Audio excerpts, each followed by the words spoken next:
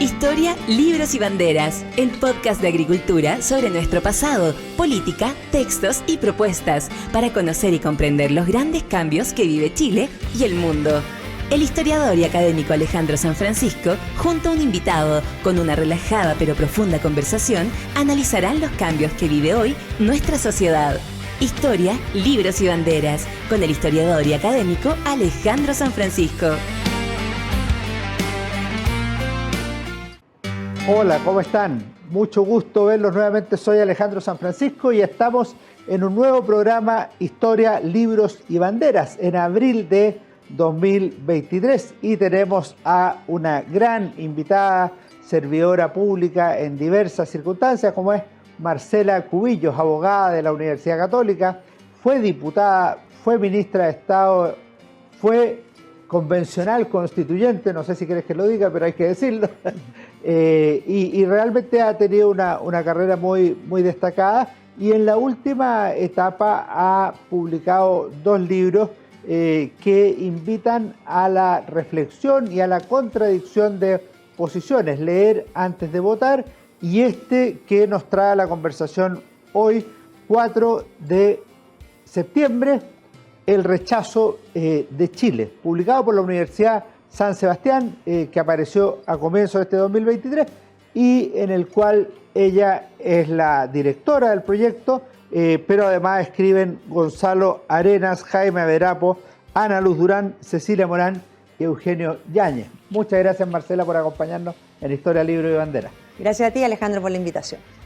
Lo primero que te quería preguntar, Marcela, es cómo nació este libro, porque como yo decía, tú ya habías publicado antes, Leer antes de votar, y tú fuiste convencional constituyente, o sea, además de escribir, fuiste actora.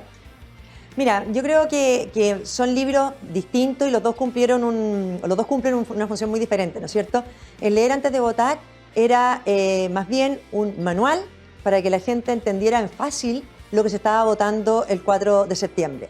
De ahí fue que era explicar, te fijas, los artículos más relevantes y explicarlos de manera muy sencilla para que todo el mundo pudiera entender. Entonces ahí, durante todo ese libro, yo después me encontraba con personas que me decían, no, mira, me lo regaló mi abuelo, todo, o sea, lo repartimos también a lo largo de todo Chile, era que la gente votara informada. Nosotros sabíamos que la gente, mientras más conociera el texto, más iba a rechazar este texto y por lo tanto nos parecía importante explicar de qué se trataba, cuál era la gravedad de cada artículo. Y en este del 4 de septiembre, el rechazo de Chile, la verdad que la idea por lo menos surge esa misma noche, ¿no es cierto?, del plebiscito, porque nos parecía, y sobre todo confirmada al día siguiente, cuando ya vimos al día siguiente que todos los políticos empezaban a hablar de un nuevo proceso, como tratando de pasar página rápida a lo que había pasado el día anterior, me parecía fundamental escribir sobre esto y ojalá se escriba mucho sobre qué fue lo que se rechazó el 4 de septiembre, qué pasó el 4 de septiembre, por qué marca un hito histórico el 4 de septiembre, porque, no sé, uno ve que la izquierda es campeona en intentar reescribir la historia. Nosotros lo vivimos, la reescribían mientras la estábamos viviendo. Nos decían que no habían votado lo que habían votado, que no habían rechazado lo que habían rechazado. Entonces uno dice, pero ¿cómo? Si están reescribiendo la historia que yo acabo de vivir, ¿cómo será con las historias pasadas? Entonces, por eso nace esta idea de hacer este libro del 4 de septiembre. Ya vamos al contenido exacto, pero una cosa que llama la atención de entrada es que tú elegiste autores de formaciones diversas, un abogado historiador como Gonzalo Arenas, Jaime Averapo, cientista político, Ana Luz Durán, educadora, Cecilia Morán, historiadora, y Eugenio Yáñez, filósofo. Eso supongo que estuvo pensado así, que hubiera una pluralidad de visiones para ver el tema. Bueno, así el libro está estructurado, ¿no es cierto?, en base a un testimonio y a estos ensayos de académicos. Claro, el testimonio es el mío, que estuve dentro de la convención, pero podemos escribir miles de libros lo que vivimos dentro de la convención y al final todos tenemos de mi sector y algunos otros un testimonio más o menos similar de explicar lo que ahí pasó. Pero a mí me parecía interesante que si íbamos a analizar por qué se rechazó este texto y qué pasó el 4 de septiembre, hubiera una mirada interdisciplinaria. Y por eso recurrimos a una historiadora, recurrimos a un filósofo, recurrimos a la decana de Educación, que estaba muy metida en lo que había sido el análisis de las políticas públicas, etc. Bueno, a Jaime Averapo, también desde la ciencia política y el derecho, y a Gonzalo Arenas, historiador y abogado, a esta altura doctor en historia y abogado, porque queríamos tener esta mirada distinta y lo entretenido fue que cuando los convocamos, hicimos la primera reunión, cada uno tenía ya una idea de qué quería o desde qué análisis quería enfrentarse al 4 de septiembre y por lo tanto la gracia es que queda un libro muy diverso, o sea, no hay repeticiones, por así decirlo, en los enfoques. Ahora, en el caso tuyo particular, yo veo por lo menos, si leí bien, Crónica de una refundación fracasada, que es un artículo que podríamos llamar mixto. Por un lado hay análisis político, pero por otro lado hay autobiografía, o sea, en ese sentido tú cumples una tarea análoga a la que en su momento hizo Carol Baum, Agustín Esquella, Renato Garín, de escribir sus testimonios de la convención desde dentro. Bueno, sí, yo creo que tiene valor el contar muchas de las cosas que se vivieron adentro, pero me gusta eso, darle también un análisis político, porque yo creo que hoy día, cuando se mira para atrás, hay mucha gente que no entiende cómo Chile se vio enfrentado a ese año. Pero mientras estábamos en ese año, resulta que estaba todo Chile muy convencido de lo que se estaba viviendo. Piensa que esta convención parte con un nivel de prestigio altísimo. Entonces, que hayan perdido el prestigio con ese nivel tan rápido es muy fuerte. Y yo soy de las que piensa, y lo digo ahí, ¿no es cierto?, que el destino de la convención se selló el mismo 4 de julio cuando asumimos. O sea, esa ceremonia en que se asume, ¿no es cierto?, con violencia en las calles, con violencia adentro, acuérdate, interrumpiendo el himno nacional, gritándole a Carmen Gloria Valladares, pero sobre todo con una presidenta como Elisa Loncón, que ese día nos notifica que Chile va a ser plurinacional. O sea, nos notifica, porque en el fondo no es que ella hubiera planteado su decisión, su interés, no, ellos tenían los votos para hacerlo. Y nos cuenta ahí, antes de que asumamos, antes de que empiece la discusión. Entonces, la verdad que ese día para mí se selló el fracaso de todo lo que sería, porque los vicios que vimos ahí solo se acentuaron en los meses siguientes. En lo personal, ¿tú por qué decidiste ser candidata a la convención, además con una muy buena mayoría? Entiendo que fuiste la segunda... Después de Stingo. De Stingo, la segunda convencional más votada y la convencional más votada de la derecha y la centro-derecha. ¿Qué te motivó en ese minuto a decir yo voy a ir de candidata a este proceso? Que en ese minuto no se sabía muy bien cómo sería. Yo había votado en contra del primer plebiscito y perdimos lejos los que votamos, ¿no es cierto?, rechazo. Entonces me parecía que, habiendo perdido, este era el proceso que se iba a iniciar, había que estar ahí. Siempre he creído que uno no puede después actuar como picada en la vida, como diciendo, ya, perdió mi posición, pero ahora va a haber una nueva constitución, se va a hacer este proceso y lo responsable es que estemos ahí y que estén representados todas las visiones. A uno lo que más rabia le daba era cuando te intentaban cancelar o como nos decía Elisa Loncón, ustedes no tienen derecho a estar acá, daba lo mismo que tuviéramos la cantidad de votos que tuviéramos. El afán por cancelarte, no solo a ti, sino a la gente que tú representas, a esas miles de personas que votaron por ti. Entonces yo siempre he sentido que esas personas que confían en ti, tú tienes la responsabilidad de estar ahí y levantar esa idea. Me presenté obviamente que sabiendo que podía pasar esto, de que podíamos terminar con un porcentaje que no fuéramos incidentes en la votación, y yo creo que por eso era tan relevante lo que hiciéramos adentro. Pero yo revisando la prensa de la época, tú puedes haber pensado que no iba a ser un porcentaje tan incidente o decisivo, pero yo creo que jamás pensaron que iban a obtener 37 convencionales de los 155 o se estaba barajando una cifra así. Bueno, personas cercanas a mí saben que entre los diálogos, cuando uno le pedían o le decían, le planteaban presentarse, uno decía, bueno, es probable que no saquemos ni el tercio y vamos a estar metidos en esto sin ser incidente. Entonces, también no era lo esperado, pero también era una posibilidad. Y yo creo que uno toma las decisiones también pensando en el peor escenario. O sea, yo tomé la decisión también pensando que esto podía pasar. Lo que sí nunca pensé, porque en las primeras reuniones nuestras nunca pensamos que se iba a poder dar vuelta el partido como se dio. Ellos, por una parte, decían desde el comienzo que lo que ahí votaran se iba a aprobar, que el plebiscito salía iba a ser un mero trámite. Y nosotros, como veníamos del plebiscito de entrada, también pensábamos en mi sector que el plebiscito de salida podía ser un mero trámite. Entonces, cuando esto se empieza a dar vuelta, cuando la ciudadanía se empieza a informar de lo que está pasando, y el rol también que ahí cumplimos, ¿no es cierto?, de levantar los temas que se estaban votando, de explicarlos, de comunicarlos, bueno, y se empieza a dar vuelta, yo creo que fue un momento bien importante para todos. En tu artículo, para llegar a eso que señalas, tú le asignas gran importancia a los errores de la convención. ¿Cuáles serían los errores principales de la convención y que tú los fijas en el ámbito tanto del trabajo como del contenido? Sí, yo diría que, bueno, en el ámbito del trabajo es evidente, ¿no es cierto?, el desprestigio cuando tenemos convencionales votando desde las duchas, tenemos convencionales, no sé, desnudándose para hacer su statement, o tenemos a convencionales que en el fondo no sé, ¿te acuerdas Elisa Loncón diciendo que los convencionales están perdiendo peso? Tenemos insultos, tenemos espectáculo, tenemos un circo al final, tenemos saumerio, tenemos de todo. Entonces, ese tipo de cosas, la gente empieza a producirle un tremendo rechazo porque dice, ¿cómo estas personas están escribiendo lo más importante, la norma más importante para un país? Eso por una parte nunca se pudo controlar. Tenemos el escándalo de Rojas Vade, ¿no es cierto? La persona que era el símbolo de las protestas. Claro, todo eso le fue quitando prestigio al órgano. Prestigio completo al órgano. Y yo te diría que desde el punto de vista de contenido, para mí el error más grande que cometen es este enamoramiento a la causa indigenista desde el día 1, en que ninguna persona de izquierda es capaz de enfrentarlo.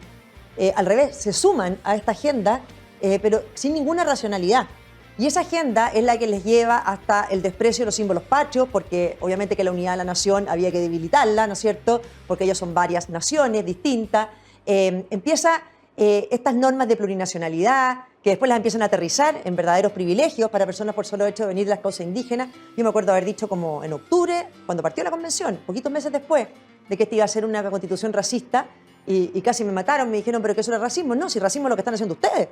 Establecer diferencias en razones de orígenes y de etnia. Entonces, yo diría que en contenido, para mí, eso fue lo principal, más muchos otros, ¿no es cierto? Ahora, mira, el artículo de Jaime Avedarapo, estamos hablando con Marcela Cubillos por el libro 4 de septiembre, El rechazo de Chile, pero que es un libro de varios autores. Jaime Avedarapo dice el rechazo a la transformación indigenista, y tú lo planteas como el primer eje. Si uno mira, llamémosle así, la Revolución de Octubre en adelante, se veían más banderas mapuche que chilenas en las marchas. La elección de Elisa Loncón tiene un significado político, pero a la vez simbólico. Y ella llama a refundar Chile no respecto de la Constitución de Pinochet, que era algo transversal, sino respecto de los 5 siglos de historia.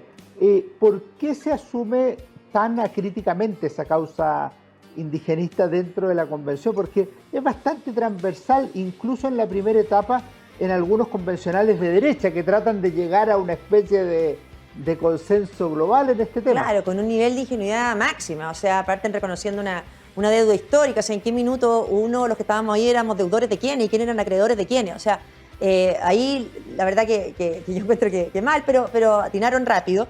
Yo creo que era una estrategia latinoamericana, y que en Chile prendió muy rápido, ¿no es cierto? Teníamos, acuérdate, a García Linera, ¿no es cierto? El boliviano. Claro, el ex vicepresidente Evo Morales, gurú del actual presidente Boric, en el fondo vino hasta su cambio de mando. Era una estrategia, pero orquestada, instalada, y la siguieron al pie de la letra. O sea, a mí nunca se me va a olvidar cuando se aprueba, no sé qué norma en justicia, y Elisa Loncón dice, al fin tenemos en Chile una justicia descolonizada. Y uno se preguntaba, ¿cuándo la tuvimos colonizada? O sea, ¿cuándo fue un objetivo de los chilenos que marcharon o todo descolonizar la justicia? Entonces se empezó un microclima de causa indígena que no veían afuera la falta de realismo que tenía con el Chile real. En el tema de los errores de la mayoría, que era una mayoría bastante sustancial, más de 2/3, tú le asignas un carácter casi épico a los 37 o 36, yo no sé cómo se miden, tú en general hablas de los 37. Es decir, el grupo de opositores de los partidos de Chile Vamos, más algunas personas más cercanas a republicanos, que conformaron primero la resistencia y que, por lo que te leo, tomaron como primera decisión dar las peleas sabiendo que iban a ser derrotados, pero tratando de que la opinión pública percibiera lo que estaba pasando adentro. ¿Cómo describirían la tarea de los 37? A ver, a muy poco andar supimos, o sea, de hecho, antes de asumir, ¿no es cierto?, cuando Stingo dice que los acuerdos los van a definir ellos, los otros van a tener que sumarse, o vemos lo que pasa en la instalación. O sea, al muy poco andar asumimos que ellos iban a escribir su constitución. O sea, que no iban a tratar de buscar ningún acuerdo. ¿Cómo fue? O sea, no hay una norma que sea un acuerdo transversal. Ellos decidieron escribirla solo el día 1 y así lo hicieron. Por lo tanto, quedábamos 36. No es que nosotros estuviéramos atrincherados, ellos se atrincheraron en su mayoría y nosotros teníamos que cumplir un rol. Y yo creo que nosotros ahí seguimos una triple estrategia que fue importante, ¿no es cierto? Por una parte, criticar y destruir las consignas con las que llegaron. ¿Te fijas? Una era esto, de la plurinacionalidad, que poco menos que al principio se decía, bueno, pero esto es el DESDE, hay que entregarlo porque en el fondo ya está perdido. No, nada está perdido hasta que lo pierdes. O sea, había que destruir esas consignas y ayudaron mucho, ¿no es cierto? Todos los columnistas, personas que empezaron desde afuera también a influir y a informar. En segundo lugar, comunicar todo. Nosotros partimos sin prensa. No querían la prensa adentro. Tuvimos mucho tiempo sin prensa. Entonces, era muy importante que nosotros mismos comunicáramos la discusión que se estaba dando y las decisiones que se estaban tomando. Y en tercer lugar, yo creo que algo muy importante y que hace siempre falta en la oposición era levantar alternativas. O sea, nos oponemos a esto, pero planteamos esto. O sea, ¿en qué somos distintos? O sea, tú ahí dijiste que una cosa no era solo levantar alternativas, sino que las alternativas fueran votadas también. Claro, porque así se patentaban. Y ellos no, la verdad que les cargaba porque perdíamos horas y horas con indicaciones que solo tenían 30 votos o los que fueran. Que iban a ser Entonces decían, ¿para qué se iba a ser rechazado de todas maneras? Sirvieron mucho en la campaña. Porque cada vez que nos decían, no, es lo mismo que el precio justo que el precio mercado. No, nosotros presentamos una indicación para que quedara claro que era el precio mercado. Decían que no, en expropiación. O nosotros nunca quisimos eliminar el estado de emergencia. O sea, teníamos para todo una votación expresa de ellos que confirmaba la tesis que habíamos levantado. Perfecto, Marcela. Vamos a hacer un pequeño alto y volvemos en un minuto. En Historia, Libros y Banderas. Nos vemos luego. En CMPC llevamos un largo camino fortaleciendo nuestro trabajo, lo que nos ha permitido desarrollar distintas iniciativas junto a comunidades, por ejemplo, con la recuperación de un árbol extinto o el restablecimiento de agua potable en zonas rurales, la conexión del turismo y cultura a través de una sola ruta, o también el desarrollo de envases reciclables y amigables con el medio ambiente. Son esos y otros desafíos los que hoy nos permiten creer en el valor de las soluciones inspiradas en la naturaleza. CMPC, creando valor natural. Conoce más en cmpc.com. Hola, seguimos conversando con Marcela Cubillos sobre el libro El rechazo de Chile 4 de septiembre, obra que ella, ex convencional constituyente, editó con la Universidad San Sebastián y con otros autores. ¿Qué rechazó Chile el 4 de septiembre del 2022? Pues yo creo que las cosas hay que mirarlas en perspectiva. Y la verdad es que el texto puede haber tenido cosas malas, pero la gente no está rechazando solo una constitución. Puede haber también un rechazo a lo que tú mencionabas antes, el trabajo de la convención, los errores manifiestos, externos, visibles. Y lo tercero, si es que te parece a ti, porque tú algo dices de la vinculación del gobierno con el proceso, un rechazo al gobierno del presidente Gabriel Boric. A ver, puede haber de rechazo al gobierno, puede haber de rechazo a las formas, pero yo creo que en definitiva la gente rechazó un proyecto ideológico. O sea, aquí lo que hizo, y por eso es tan importante el 4 de septiembre, la izquierda refundacional o más extrema, lo que hizo fue poner en un texto de constitución su proyecto ideológico. Porque como lo hicieron solo, plasmaron ahí lo que es su visión ideológica de lo que había que hacer en el país, en la América Latina, etc. Pusieron por escrito su proyecto ideológico. Y eso fue rechazado transversalmente. Y ese es el error de ellos, porque no es un programa de gobierno, que el programa de gobierno tiene como muchas más cosas políticas públicas. No, aquí plasmaron sus ideas. Ideas que a mucha gente la tenían convencida de que eran mayoritarias, ¿no es cierto? Su ideología, sus formas de entender la democracia, etc.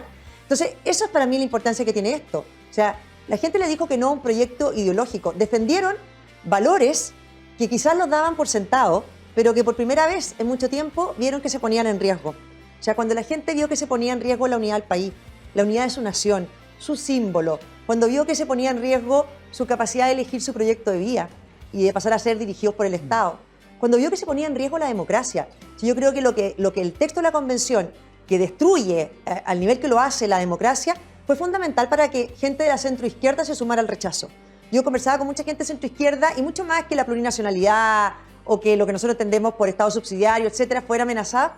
Para ellos era que se destruían las bases de la democracia, con esto de que no había un contrapeso adecuado al poder político, en que el poder se concentraba en una cámara. Entonces yo creo que la gente vio que ciertos valores que ya en Chile se daban por asumidos, de repente llegaba una coalición que se decía que tenía mayoría, los puso por escrito, y la gente dijo, no, o sea, rechazaron un proyecto ideológico. Sí, si eso es así, que yo estoy dispuesto a aceptarlo porque hay mucho fundamento para eso, pasa algo que no deja de ser curioso. Eugenio Yáñez habla en el artículo final, Chile, un país imaginado. Y lo que pasa, al menos tú lo insinuaste en una de las primeras respuestas, es que se creó un microclima en la convención. ¿Por qué se crea este microclima, si es que así fue, cuando teóricamente este era el órgano más representativo que podía haber del chileno promedio. O sea, si uno mira este órgano respecto a la Comisión de Estudio de la Nueva Constitución, de la Comisión Ortúzar, o la comisión que hizo la Constitución, qué sé yo, de 1833 a 1925, esta era más diversa, de regiones, hombres y mujeres. Entonces uno dice, era ideal para que no creara un microclima, sino que tuviera una gran diversidad.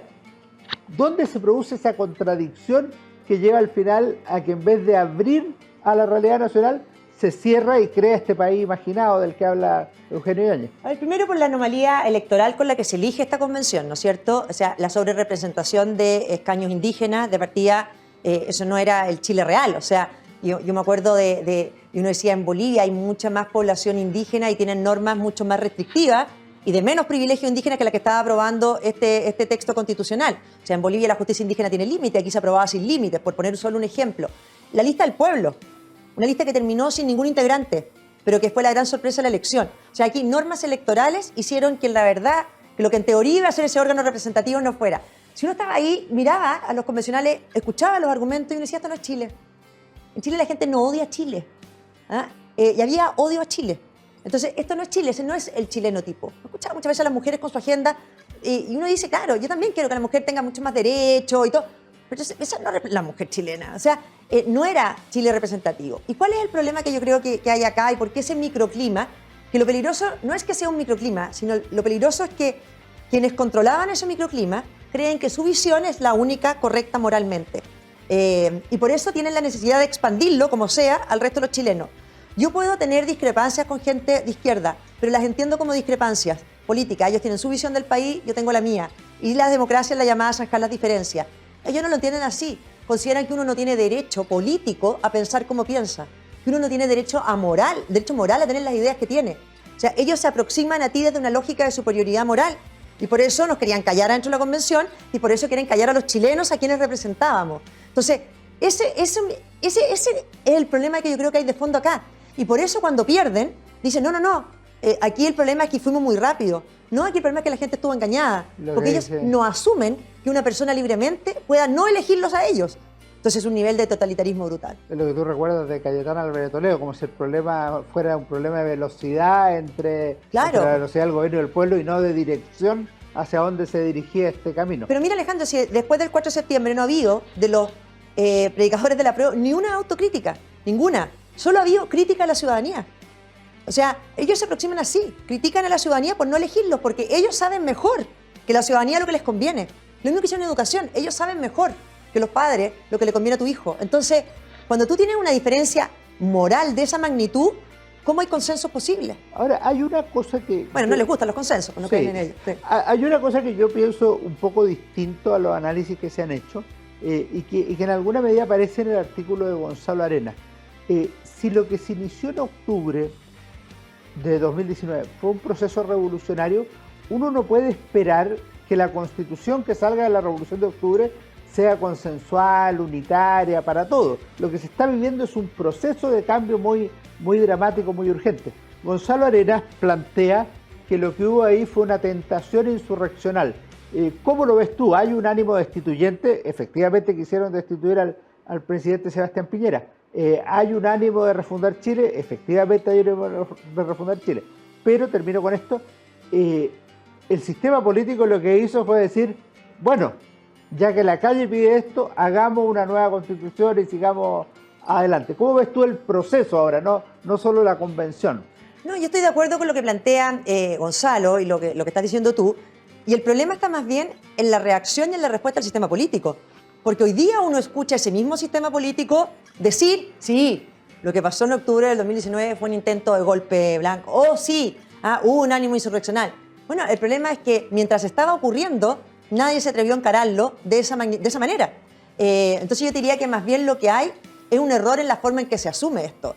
Yo me acuerdo, yo todavía era ministra para el estallido, y siempre me llamó, bueno, me fui pocos meses después, precisamente porque el gobierno tomó una decisión de ser neutral, ¿no es cierto?, en el plebiscito de entrada. Yo decía, yo no soy neutral, la verdad no soy neutral en nada. Entonces dije, ya, es válido, el gobierno tomó una decisión, soy yo la que me tengo que ir. Pero yo lo que más bien creo que la reacción del sistema político fue siempre equivocada en esto. Acuérdate que al principio, cuando hay una destrucción de esa magnitud, se empieza a reaccionar de inmediato con agendas sociales. O sea, de inmediato se asume el tema que aquí hay un malestar social y por eso la violencia. Entonces uno dice, sí, tenemos un malestar social, lo tenemos hace mucho tiempo, que hay que solucionarlo de todo. Pero la destrucción del metro, orquestada, coordinada, ¿no es cierto? Esos niveles de violencia que vimos durante tantos meses, no se enfrentaban. Era todos los días una agenda social distinta, que se ponían más cosas por delante. Y después, cuando sale como respuesta la Constitución, tú dices, o sea, incluso si los problemas fueran los sociales, ¿por qué se responde con una Constitución? O sea, no había simetría entre el diagnóstico que estaba haciendo ahí la clase política con la respuesta que dio. Pero hoy día uno ve a la clase política como diciendo, no, en realidad el problema fue este. Bueno, entonces, ¿para qué reaccionaron de esa manera? Como que sigue sin calzar. Y peor todavía, yo les decía siempre a los de izquierda en la convención, si yo asumiera el diagnóstico que ustedes hicieron, que esas marchas eran por una mayor igualdad y por mayor poder de los ciudadanos, ustedes están traicionando esas demandas en el texto, porque el texto lo que hace es quitarle poder a los ciudadanos y aumentar la desigualdad, estableciendo nuevos grupos de privilegiados. Ahora, eso, que es un análisis bastante racional y bastante lógico, choca con una de las premisas que se autoasignaba en la Convención, que es decir, esta es la Constitución que más derechos sociales y derechos en general ha declarado en la historia. Y Ana Luz Durán analiza la promesa fallida como una convención o un proyecto que declara tantos derechos, en la práctica los beneficiarios de esos derechos le dicen no a esa Constitución que, comillas, se supone que lo iba a respaldar, a proteger y asegurar la vida para siempre. Porque hay un eje en ese listado de derechos que hacen que la gente ya no está dispuesta a retroceder, por una razón de eficacia y por una razón de libertad. O sea, si tú vas a poner que el Estado es el único proveedor exclusivo y excluyente de los derechos que te están reconociendo, cualquier chileno dice, no da, por una parte, ¿no es cierto? O sea, el Estado no es capaz de hacerlo. Mira lo que pasa en educación, en que tenemos hoy día una cantidad de problemas en que no hay matrícula, o sea, no hay dónde matricular niños, ¿no es cierto?, en muchas zonas del país, porque no hay colegios para abordar el aumento de matrícula. Bueno, porque también se dedicaron a destruir los particulares subvencionados, por lo tanto tampoco vale la pena crear un particular subvencionado gratuito para ir absorbiendo esa matrícula y el Estado no lo puede hacer. Entonces, primero la gente se da cuenta que es ineficiente y segundo, la falta de libertad. O sea, si a mí al final el Estado me va a decir cómo yo gasto mi plata, que no la puedo proteger de la manera en que quiero protegerla, cómo yo educo a mis hijos, qué sistema de salud, etcétera, la gente dice, bueno, este es un listado de derechos de mentira. ¿Y cómo articularías tú esta discusión que hay hoy? Porque una de las maneras de entender el Estado social es más bien que el Estado otorga derechos sociales, pero el Estado los financia, los organiza, los define y los controla. Y lo que sostienen algunas personas es que es compatible con la subsidiariedad. Yo tengo la impresión que lo que se produjo ahí es una entrega rápida de la derecha o de la centro-derecha del concepto sin medir las posibles consecuencias, porque al menos gran parte de la izquierda con los que yo he conversado lo que dicen es que quieren el Estado social para eliminar la subsidiariedad. Bueno, es que ahí de nuevo estamos con las consignas, ¿te fijas? O sea, y aquí yo siento que muchos en la derecha se tragaron en el fondo la consigna del Estado social de derecho sin preocuparles lo que era el concepto, que va a ser la gran discusión, y por otro lado aceptan que se trate el Estado subsidiario como una consigna, como que te dijeran, no, el Estado no puede intervenir. Perdón, si en el Estado subsidiario el Estado tiene la obligación de intervenir ahí donde los privados no lo hacen o lo hacen mal, o no tienen interés en hacerlo, mil razones. Entonces siempre se olvida esa parte, que la subsidiariedad obliga al Estado a intervenir.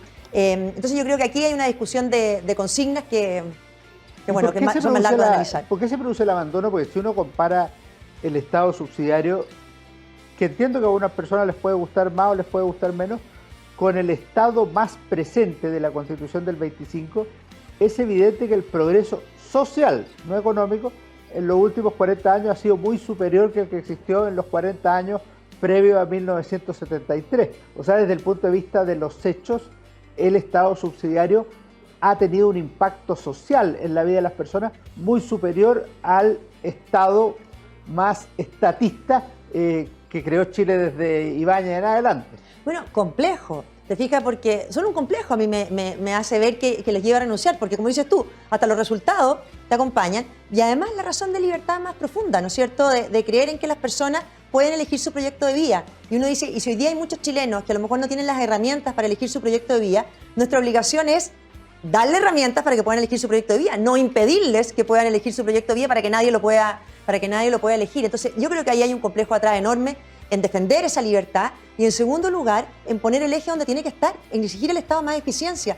A nosotros nos rechazaron en la Convención siempre un estatuto de derechos del ciudadano frente a la administración del Estado, en que los ciudadanos pueden exigir del Estado un buen servicio. Porque aquí se avanza mucho, ¿no es cierto? Y está bien en castigar los abusos del sector privado. Se ha avanzado, falta.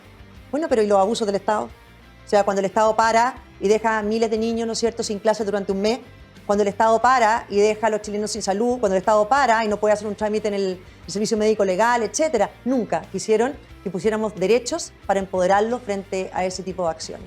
En la convención, te quiero hacer una pregunta de percepción. En la convención constituyente, ¿qué personas de izquierda o centroizquierda te llamaron la atención positivamente?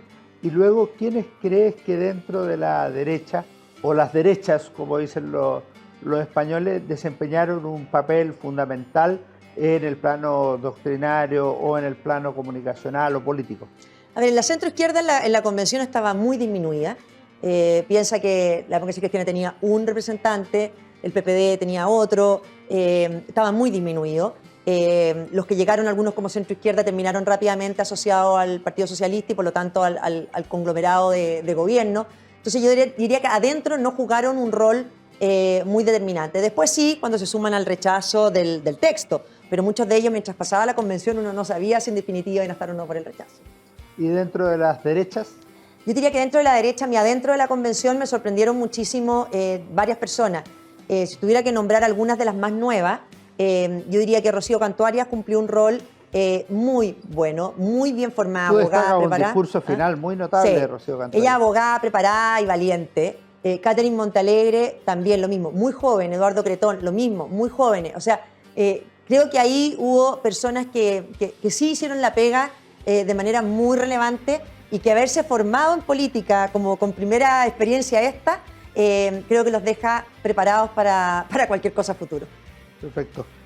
Hay otra cosa que tú señalas en tu libro y que me parece muy relevante, que es la visita de Cayetana Álvarez de Toledo. Y lo relevante que rescato es una cita que pones tú ahí. Dice que se viene a meter esta española a Chile. Pero resulta que 2 semanas antes de ella estaba Pablo Iglesias. Y a Pablo Iglesias, mucha gente de izquierda lo escucha con atención. A mí me parece razonable, porque es un líder intelectual de la izquierda populista española. Pero Cayetana Álvarez de Toledo es el símil, pero para cierta derecha. Y ella dijo, a mí no me rechazan por ser española, me rechazan por las ideas que tengo. ¿Cómo fue la experiencia de llevar a Cayetana Álvarez de Toledo a la convención y qué imagen te parece el liderazgo que ella representa? Bueno, yo la había conocido meses antes y cuando supe que venía a Chile le dije, ¿irías a la convención? Y me dijo, de todas maneras.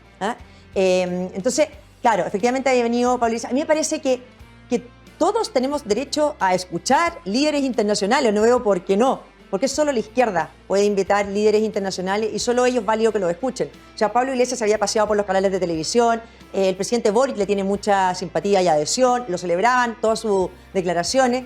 Bueno, muy bien, están en su derecho, no se me ocurrió jamás criticar eso.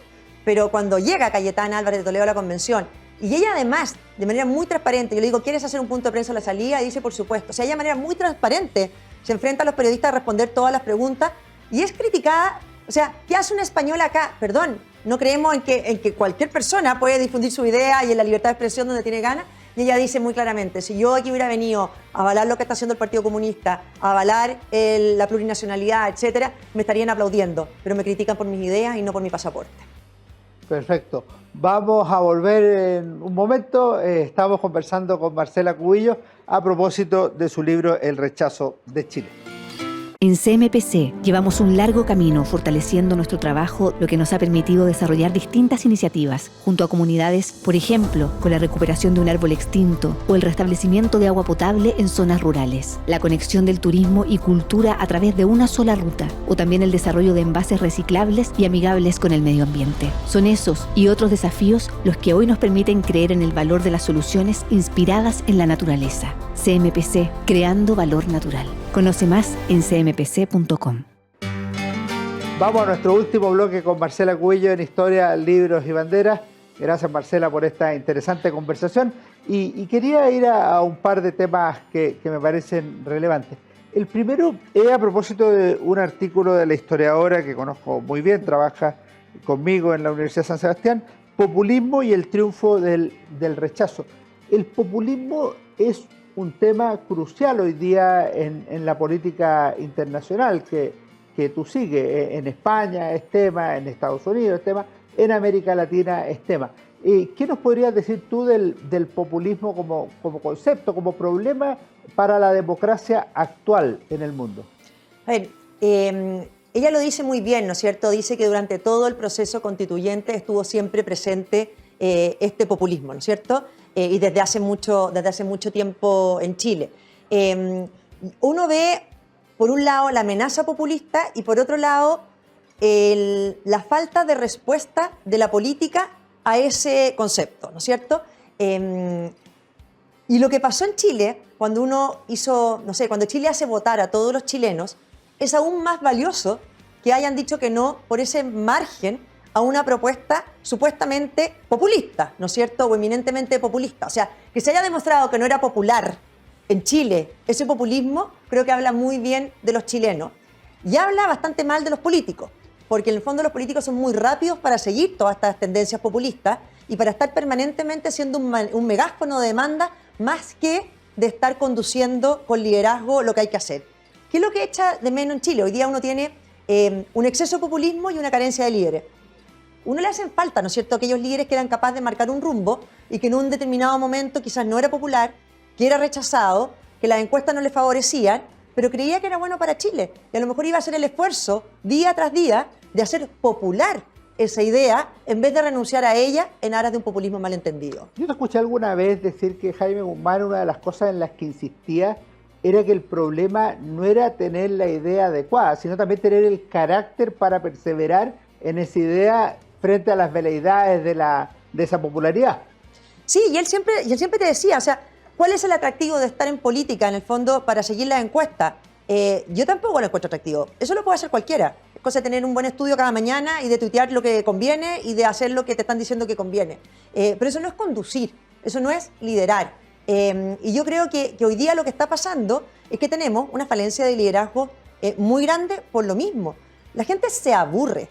La gente le baja una lejanía con la vida. A mí me pasa con el voto obligatorio, que está bien, todos tenemos una responsabilidad de votar, pero también me molesta que los políticos tengan como una audiencia cautiva. ¿Te fijas? Por último, antes tenías que hacer ver que lo que tú estás planteando es importante para mover a la gente a votar. Ahora sabes que la gente está obligada a ir a votar y que va a tener que marcar una...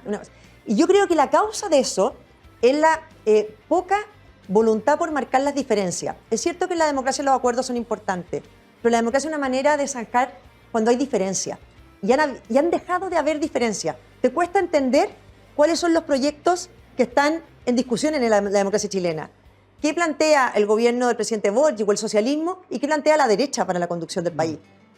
Uno ya empieza a tener menos claro cuál es nuestro proyecto alternativo, cuál es la alternativa que levantamos. En otros países tú ves muy claro cuál es uno versus otro. Entonces, claro, pero en Chile, al final, lo de los acuerdos hace que todo se diluya, que los políticos pasen a ser todos iguales. Y no quiere decir que uno esté en contra de los acuerdos, pero sí que cuando se logra un acuerdo, al menos nos digan en qué no lograron acuerdo. Y que eso van a seguir ustedes peleando para que algún día haya acuerdo.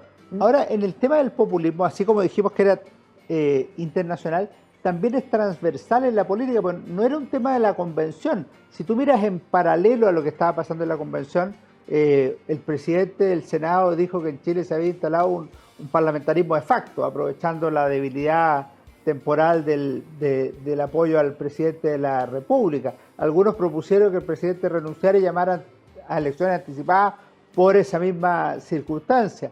Se votaron varias leyes de retiro de fondos de pensiones y algunos candidatos lo dijeron expresamente.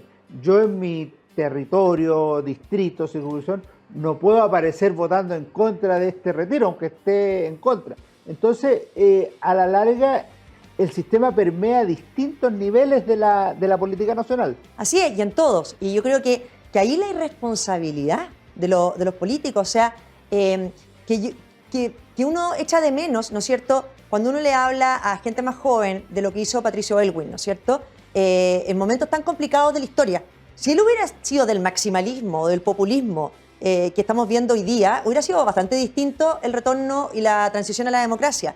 Pero tuvo el carácter para decirle que no a los propios, tuvo el carácter para... O sea, se echan de menos de repente liderazgos que se atreven a decir que no en determinadas materias y a conducir con un poquito más de responsabilidad. Tú, de esos liderazgos, ¿a quiénes destacarías en Chile o en el mundo? Bueno, no necesariamente ser de nuestra época, sino que personaje histórico que tú digas, mira, este me ha llamado la atención.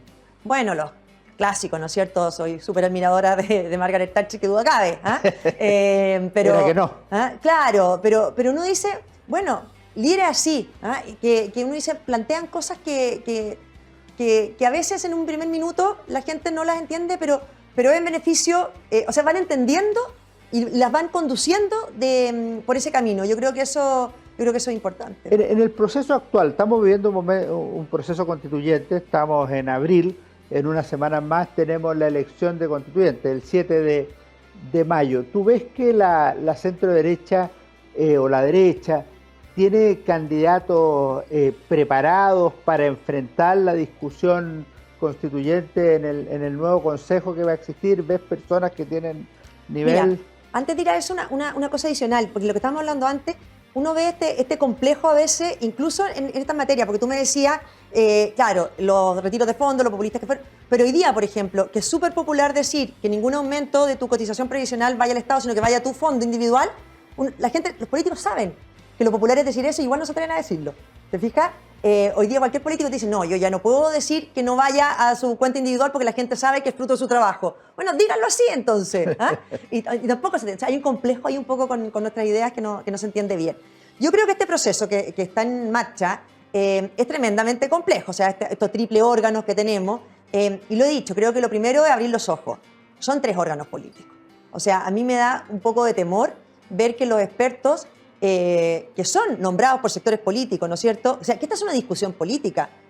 Al final las diferencias son políticas o ideológicas o doctrinarias, como le queramos decir. Podemos tener sintonía con gente de centro-izquierda en cómo se tiene que hacer una constitución, pero hay muchos temas en los que va a haber diferencia. Me da un poco de miedo que por un lado se actúe pensando que suena político y por el otro son bien políticos profesionales, ¿te fijas? Por otro lado, creo que este proceso tiene un componente también complejo. Yo me resisto a que nos insistan en que el texto de la convención es el parámetro. ¿Cómo va a ser parámetro un texto que la ciudadanía rechazó transversalmente y por más o por casi el 62% de los votos? No es parámetro. Los chilenos ya votaron rechazo a este texto y hoy día dicen... El parámetro debería ser tener una mejor constitución de la que hay hoy en Chile. Oye, una constitución que les garantice mejor que hoy los derechos que tienen y que les garantice que nunca más van a ser vueltos a poner en riesgo. Como fueron puestos en riesgo el 4 de septiembre en que nos asomamos a este abismo, ¿no es cierto? Pero no es el texto de la convención. No es el texto de la convención. Entonces, si ese fuera el estándar, es bien absurdo. Si yo me encuentro con mucha gente que me dice, ya, pero bueno, va a ser mejor que lo de la convención. ¿Y qué? Si eso ya es muy malo. O sea, los chilenos votaron rechazo a eso, se dieron cuenta que no pasaba nada, que al final no dependen de la Constitución sus mejoras sociales sustanciales. Entonces, yo creo que hoy día los parámetros, el eje cambió. Y ese va a ser el estándar con que va a ser medido esto. ¿Y tú ves que hay en la centro-derecha o en la derecha personas que vayan a hacer esa pega dentro del sistema? Pues tú, Rodrigo Álvarez y otras personas hicieron esa tarea, creo yo que Bernardo Fontaine, hicieron esa tarea en la convención, pese a estar en una sólida minoría. ¿Cómo lo ve hacia adelante? Bueno, hay personas que yo creo que sí cumplen un rol. Creo que me cuesta ver todavía muchos candidatos que no conozco. Hay expertos, por supuesto, que sí conozco, árbitros lo mismo, pero yo creo que está en marcha este proceso, o sea, va a haber que ver. Ahora, lo principal, ojalá que logren actuar como un solo grupo. Nosotros dentro de la convención, la razón más profunda de que al final tuvimos éxito en dar vuelta al partido o en empezar a darle vuelta desde la convención fue que actuamos como un solo grupo, con Republicanos, Renovación Nacional, UDI, Independiente, Opoli. Nos dimos cuenta de la magnitud del adversario ideológico que teníamos al frente y actuamos como un solo grupo. Y eso fue muy potente. Entonces, ojalá que esto de que están yendo en listas separadas, etcétera, no se traduzca en que adentro actúen también no uniéndose frente a lo que hay que hacer en materia constitucional. En el tema de las discusiones fundamentales, así como esa Estado social, Estado subsidiario o ambos, ¿qué discusiones relevantes ve o crees que los bordes zanjaron bien el problema? No, para nada. Los bordes, o los bordes se interpretan de buena fe, o van a aflorar todas las discusiones que hay. Yo creo que van a aflorar igual. Siempre dije, además, la Constitución de la Convención también tenía bordes y no se cumplían los bordes. Porque hay una manera muy fácil de burlar los bordes también, ¿no es cierto? El texto de la Convención decía que Chile era un Estado unitario y todos los artículos destruían el Estado unitario. La Constitución de la Convención decía que había igualdad ante la ley y durante todos los artículos no había igualdad ante la ley, que Chile era una república democrática y la democracia se destruía. Entonces, esto tiene que interpretarse integralmente y de buena fe. Los árbitros tienen un rol, pero yo no sé qué tanto poder se les va a asignar. Y también me da miedo que se traten de sortear las discusiones, como que quede todo entregado a la ley. ¿Se fijan en que en el fondo sigan todos teniendo visiones muy contrapuestas de lo que es un Estado social de derecho, por ejemplo? Porque no todo se resuelve en la ley. Claro, eso en países que tienes pocas diferencias entre los bloques puede funcionar, pero en Chile, en que un 38% estuvo de acuerdo con una constitución como esta que destruía la libertad y la democracia, uno dice, es bastante riesgoso dejar toda la ley. Hace algún minuto tú decías que faltan líderes. Esto es transversal en las derechas, en la izquierda. ¿Qué otra cosa ves en falta en la clase política o en el sector dirigente chileno como relevante para que la política chilena funcione de una manera más razonable o mejor? Yo creo que hay que avanzar mucho y ahí, tú haces una pega muy importante en formación. Cuando uno está con jóvenes que se quieren dedicar a la política, lo primero que le dice es fórmense. Porque uno ve en líderes, en dirigentes políticos adultos, que muchas veces lo que fallan es en formación. No conocen su proyecto político, sin embargo son representantes de ese proyecto político. No conocen cuáles son las ideas matrices de lo que están defendiendo. Entonces, uno siempre les dice a los jóvenes, ustedes tienen que formarse, tienen que prepararse para ganar cualquier discusión, ganar cualquier debate y sobre todo tener claro por qué se levantan cada día a trabajar en política. Yo creo que ahí hay una falencia grande. Tú dijiste que el 5 de septiembre de 2022, o sea, cuando ya estaba el resultado claro, la sensación era, oye, pasemos rápido de vuelta y lleguemos a un nuevo acuerdo constituyente. ¿Cómo viviste la noche del 4 de septiembre? Porque ustedes lo habían pasado bastante mal y esa fue como la noche de fiesta para los convencionales minoritarios. Sí, a mí me costaba asumir que fuéramos a ganar, aun cuando las encuestas lo dijeran, porque nunca vimos tanta intervención electoral por parte del gobierno. Yo creo que ninguna elección se ha hecho con tanta intervención electoral como la que vimos en esa campaña. Claro, a uno se le olvida porque el resultado les fue adverso, pero me costaba asumir que fuéramos a ganar. Y quizás ahí todo no dimensionamos bien el impacto del voto del chileno común y corriente en el fondo, que muchas otras veces no se sentía convocado a votar, y aquí sí vio que su estilo de vida, que su país, que él quiere, aunque tenga problemas, estaba en riesgo y que al frente tenía una propuesta odiosa, una propuesta antichilena. Entonces, esa noche para todos nosotros fue una alegría gigantesca. Era, por alguna parte, coronar un trabajo que habíamos hecho con mucho esfuerzo, teniendo todo en contra, porque también las encuestas dicen que ya como en abril el plebiscito estaba zanjado, por lo tanto, antes de partir la campaña. Entonces, también eso es muy importante para el trabajo que hicimos adentro. Y ahí yo, destaco muchísimo el grupo con el que compartimos, que fue muy espectacular. En el grupo contrario a tus ideas, ¿hubo quienes te llamaran o con quien pudieras conversar después del 4 de septiembre que te dijera, oye, aquí nos equivocamos? No. Uno los ha leído en entrevistas algunos, ¿no es cierto?, que hoy día dicen que se equivocaron en varias cosas o que siempre estuvieron en desacuerdo con no sé qué, pero lo cierto es que ahí actuaron como un verdadero rebaño en el fondo de una agenda que fue muy marcada, que fue esta agenda indigenista que el Partido Comunista la supo hacer suya muy rápido y después dejaron callados a todo el resto que lo siguieron como un rebaño. ¿Tú crees que el Partido Comunista lideró más a la mayoría de la convención o fue un sector indígena o cómo? Yo creo que el Partido Comunista tuvo la habilidad para apropiarse, la tienen por concepto, ¿no es cierto?, la agenda indigenista y agrupar a estos escaños reservados, y eran mucho mejor para la política que el Frente Amplio y que el Partido Socialista. O sea, Marco Barraza es un político talentoso, que supo hacer muy bien la política dentro de la convención, y Bárbara Sepúlveda era una convencional muy preparada, por lo tanto tenían una muy buena combinación ellos dos. Y los expertos, por así decirlo, del Frente Amplio, con muchas carencias políticas, en definitiva, y con muy escasa convicción, porque se sumaron rápidamente. Los convencionales del Partido Socialista, lo mismo, o sea, a los 2 minutos ya estaban sumados a todo lo que era esta coalición de gobierno y por lo tanto haciendo lo que desde ahí se les estaba indicando. Marcela, este libro estamos conversando con Marcela Cubillo, El rechazo de Chile, 4 de septiembre. Este libro lo presentaste en marzo en Santiago, en Valdivia, sí, en Puerto Montt, me parece, en Concepción, en varios lados. ¿Qué viene ahora? ¿Estás preparando algún otro libro? ¿O estás como con un libro al año más o menos? No, esto era en función de lo que estaba pasando en la convención. Creo que ahí había que patentar esto. Sobre todo este libro lo escribimos un poco para un esfuerzo de que la izquierda no reescriba la historia y además porque el proceso constituyente está en curso. Entonces nos parece importante que ciertos debates que fueron zanjados, que fueron rechazados, no nos vuelvan a reabrir ahora esa misma discusión. Marcela, tengo una última pregunta, agradeciéndote lo que hemos conversado. ¿Alguna recomendación de libro para mí o para los auditores de Historia, Libros y Bandera? ¿Qué estás leyendo? ¿Qué has leído que te haya gustado especialmente?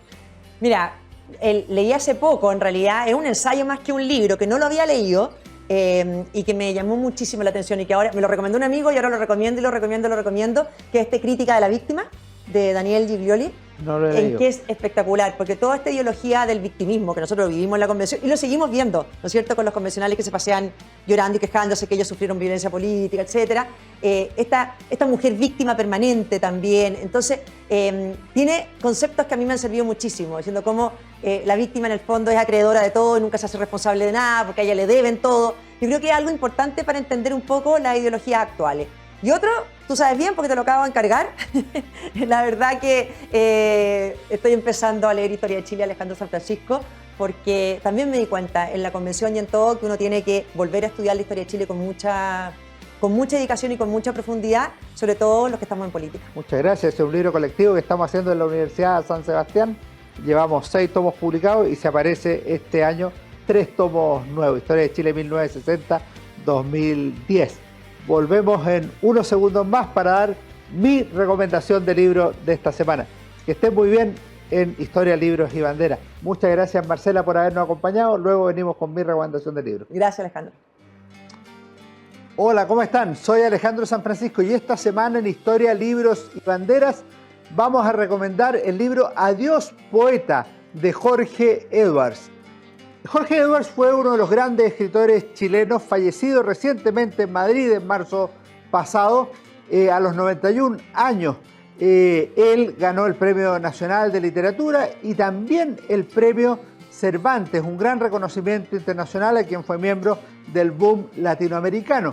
Entre los muchos libros de autoficción que tiene Jorge Edwards está este que narra los días, los meses, el par de años que estuvo con Pablo Neruda, embajador en París durante la Unidad Popular. El libro cuenta historias reales, pero de una manera literaria y cronológicamente viene después de esa obra también valiosa que es Persona non grata. El libro creo que es interesante y vale la pena leerlo. Adiós, Poeta, de Jorge Edwards en Historia, Libros y Banderas. Nos vemos en nuestro próximo programa. Fue Historia, Libros y Banderas con Alejandro San Francisco.